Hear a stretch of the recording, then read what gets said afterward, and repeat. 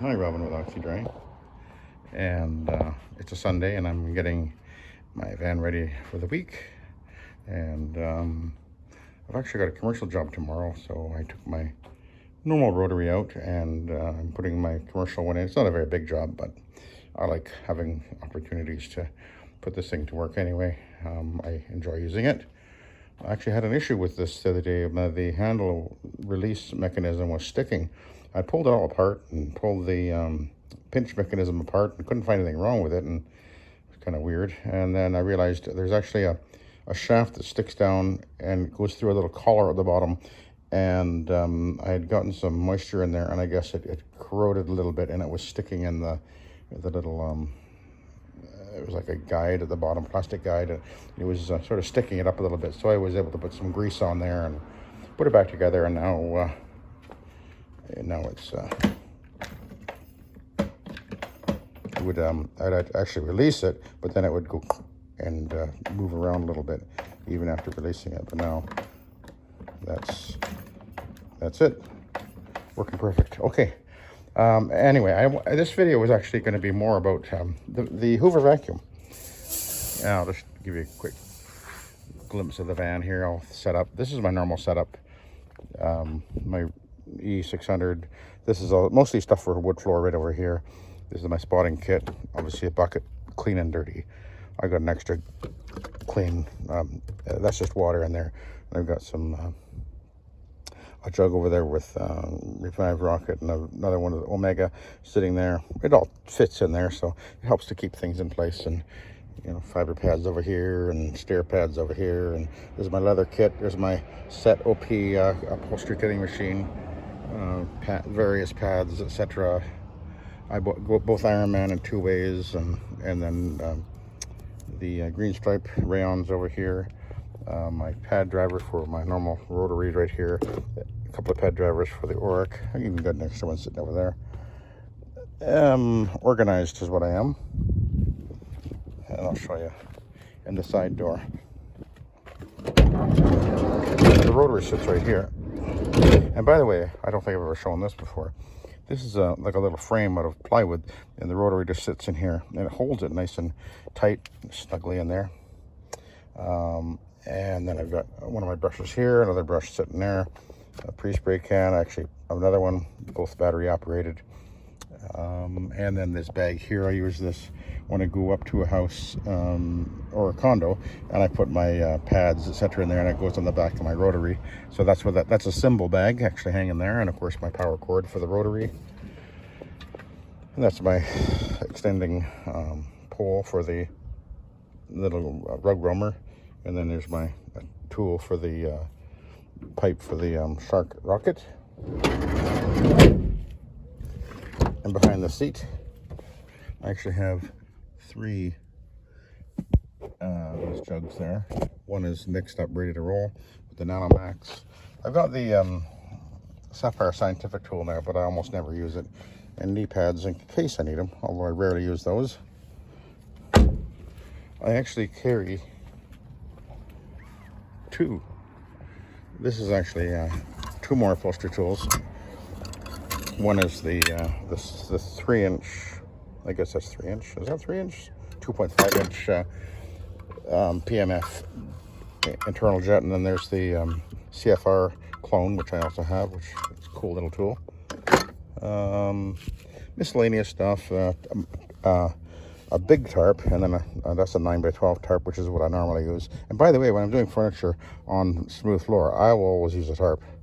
I know some guys don't, but that's not a good idea. But to each his own.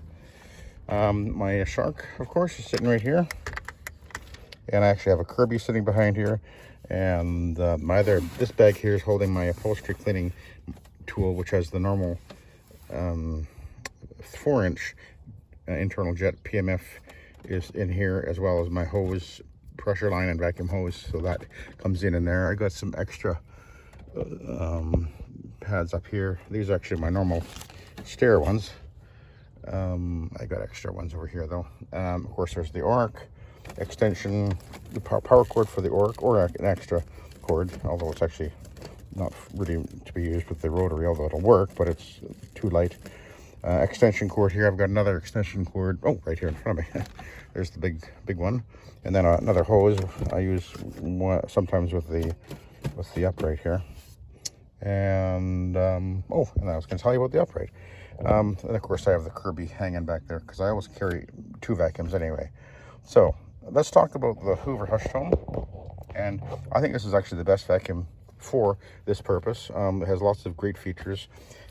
It's easy to clean it out. The bottom plate pops off. No tools. You can clean up the hose if you get a clog, although clogs are pretty rare.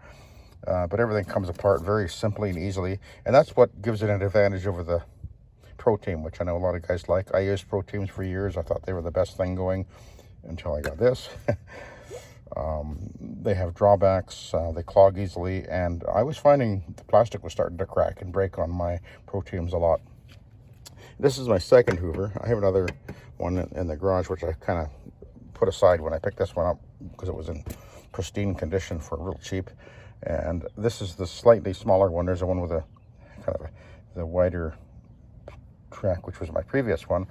And I realized that this is actually better for residential anyway. So, but this thing has great power. It has 2 power settings. And I pre-vacuum on the high power, and then when I do my post-vacuuming, I usually do it on the low power. I like bagged vacuums much better than a bagless, much cleaner. And I just tell you something.